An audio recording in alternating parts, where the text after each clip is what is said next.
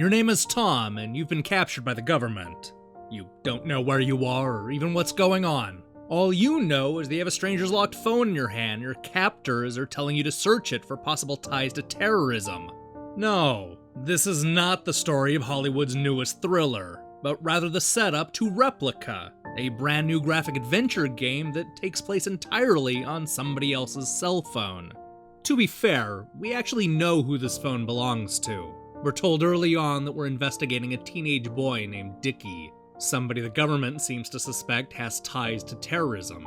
We're tasked with scouring through every inch of the phone looking for useful information that could link Dickey to some of the recent attacks. But before we can do any of that, we first need to crack the password and catch up with missing text messages. It won't take long before you realize that there's a lot of useful information scattered throughout the text messages and photo album. We're able to download social media apps that will fill in even more clues and give a better understanding of what's going on.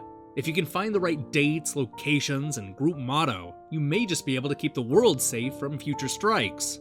This is a high-stakes adventure that takes place entirely on a fictional cell phone. Although it's a simple concept, I was immediately energized by the idea of snooping through other people's personal information.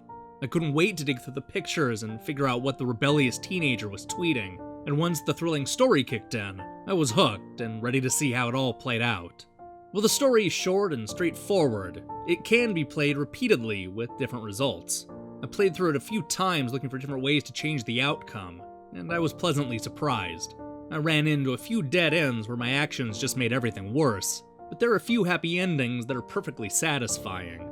Best of all, Replica never veers into adventure game logic territory. The puzzles are all grounded in reality, opting for the type of search you'd normally do on a stranger's cell phone.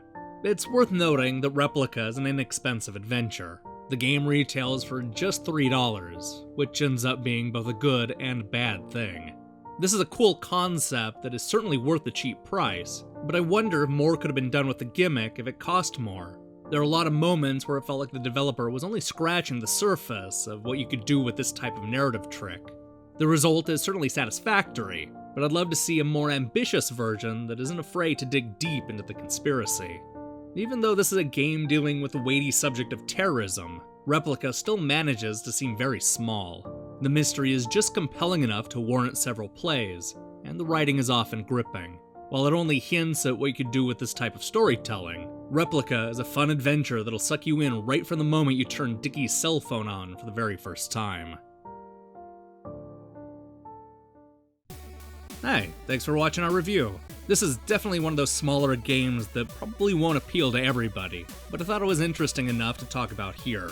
We'll be back soon with more reviews, as well as an update about our Adventures of Game Pro motion comic. You'll never believe the progress I've made, and we'll go over some of that shortly. So do me a favor and click the subscribe button and support what we're doing here. Until then.